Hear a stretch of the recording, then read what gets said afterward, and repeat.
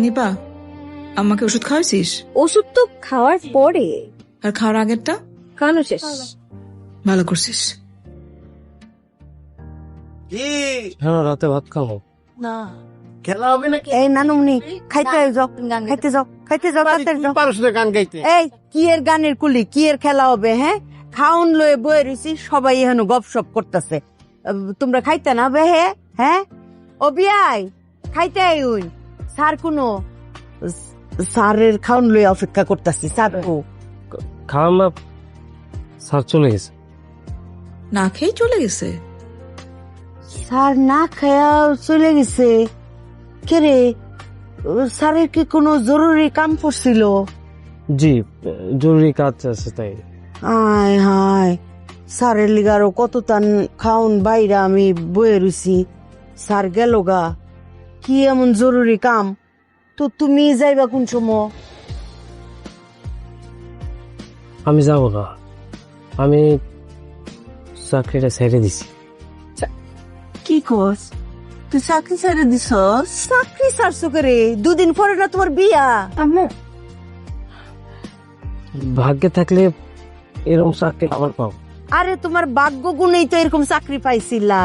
নিয়ে যোগাযোগ করুন আমার সাথে। 1 থেকে 24 ঘন্টার ভেতরে কাজের ফলাফল।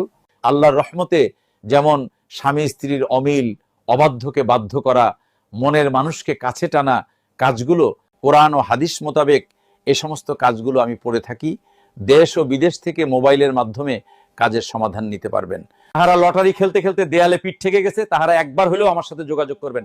100% গ্যারান্টি দিয়ে নাম্বার দেবো। জীবনের শেষ চেষ্টা মনে করে আমার কাছে আসো। আপনার কাজের খরচ আপনাকে গ্রহণ করতে হবে। ইনশাআল্লাহ আমি উসিলা হয়ে আপনার জন্য কাজ করব। জানেন আমার মোবাইল নাম্বার 019153282291। এই নাম্বারে ইমো, হোয়াটসঅ্যাপ। সমস্যাটি আমাকে খুলে বলুন। আপনারা দেশ বিদেশে পাওনা টাকা উদ্ধার করতে চান, ইনশাআল্লাহ 72 ঘন্টার ভিতরে উদ্ধার করে দিতে পারবো আমি।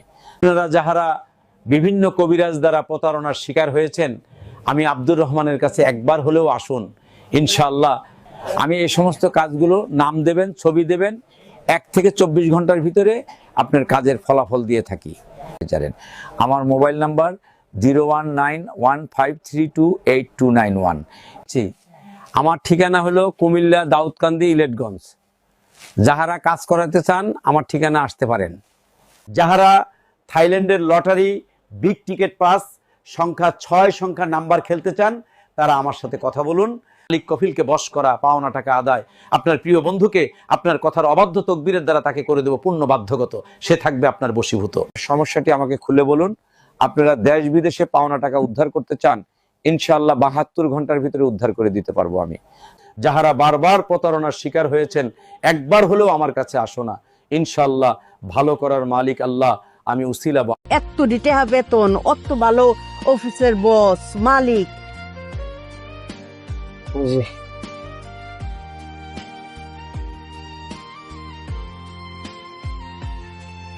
মা কাইরনের মনটা মনে হয় ভীষণ কারা। এনিপা তুই যাতে ডাক্তার জল লাগবে, আমি দেখতেছি। বুঝলাম না, স্যার হিসারে দিছে, অফিসের বস না খেয়ে গেল গা, ঘটনা কি তারে? চলো বিয়ান খাইতে আই। এনিফা খাইতিয়া, নানুমনি আয়ো। আব্বা খাবার দিছে, আমাকে নিয়ে। নিপা, তুমি একটু খাইরুলের লগে নিরিবিলিতে কথা কইও। কেন চাকরিটা ছাড়লো, ওর কি হয়েছে কইবা?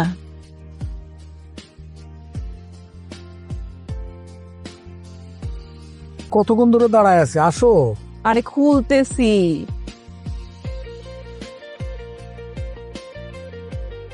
এত রাতে আসলা? এত রাত হলে জানলে আসতা না, সকালবেলা আসতা।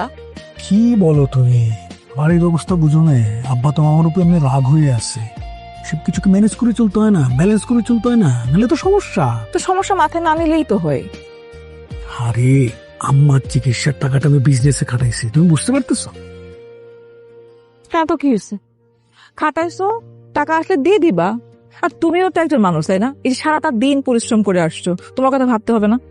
আচ্ছা বাদ দাও মো, এবার যে বিজনেস করতেছি না, জাস্ট সপ্তাহটা ঘুরতে দাও, 3 গুণ প্রফিট।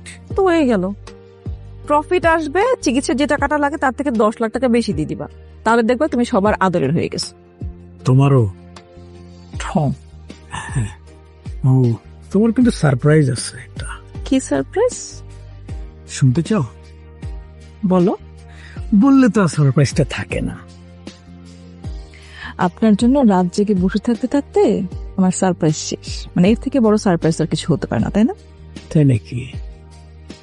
শোন, চল।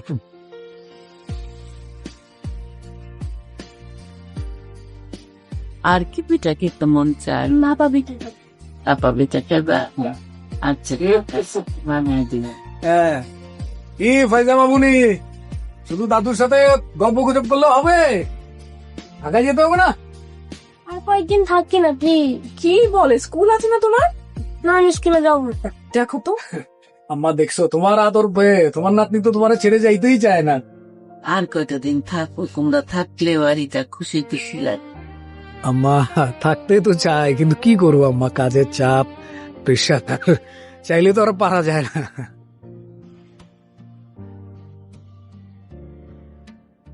এই যে তুমি লেখাপড়ার জন্য আমার কাছ থেকে দূরে গেলা, আর তো আইলা না আমার বুকে।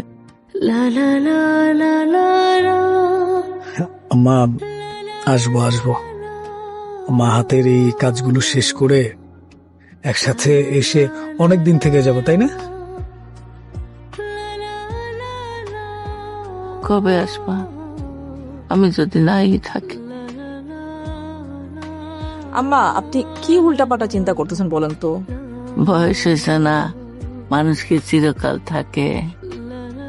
আম্মা কি বলো তুমি এগুলা? তোমার বয়স হয়েছে মানে? কত বয়স হয়েছে? তোমার বয়সের লোকজন ইউরোপ আমেরিকায় ঘুরে বেড়াইতেছে, চাকরি বাকরি করতেছে, তোমার কোনো বয়স হয়নি আম্মা। দুলাভাই, তুমি কি বোকা? আন্টির মনে যে কুটাক দিয়েছে সেটা তুমি বুঝো না? নবাব, যা তো এখান থেকে। আপা, দুলাভাইকে বলো আমাকে দেখে কিছু শিখতে। দুলাভাইয়ের এখন অনেক কিছু শিখা বাকি। দুলাভাই, কিভাবে পারো তুমি তোমার আম্মাকে ছাড়া থাকতে? আমি তো আমার আম্মাকে ছাড়া একদিনও থাকতে পারি না, মনটা চটপট চটপট করে। নবাব, আপা, আমার এই মনটা জানতে চাই দুলাভাই কিভাবে তার আম্মার থেকে থাকে। এই তুই ওষুধ খাবে না? খাওয়া, আমার ওষুধ খাওয়া, দাঁড়ায় আসুস কেন?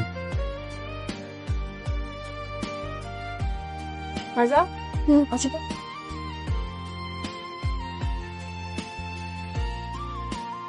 এই নিপা, আমার আর কি কি ওষুধ লাগবে বলিস, ওষুধগুলো আনায় রাখবো আর কি।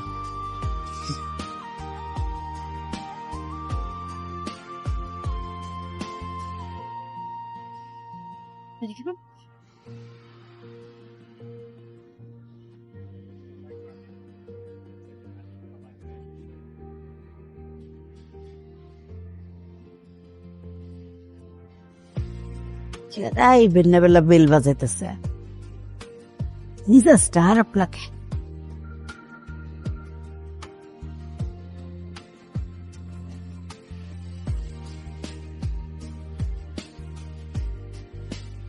আসসালামু আলাইকুম ম্যাডাম। ওয়ালাইকুম আসসালাম। কি তো হয়েছে তোমার? বেন্য বেলায় বেল বাজাইতেছো? একটা ইমার্জেন্সি কথা কইতে এসেছি। কি এমন ইমার্জেন্সি কথা যে সাত